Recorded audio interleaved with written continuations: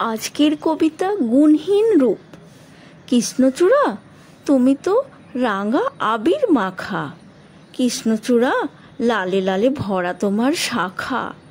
কৃষ্ণচূড়া রাত্রি হলে তখন বুঝি সাজতে বসো সিঁদুর কৌটো খুলে। সকাল হলেই দেখি তোমার রাঙা সাজের রূপ। বেলা, টগর, রজনীগন্ধা সাজ দেখে হয় চুপ। চাইলে কি আর যায় গো পাওয়া এমন লাল রং? পারুল, বকুল, চাঁপা ওরা যতই দেখাক ঢং। মাধবী করবী এত যে গরবে তোমার কাছে নত, তোমার মতো কাহার আছে রঙের বাহার এত? কৃষ্ণচূড়া পলাশ কি তোমার সই?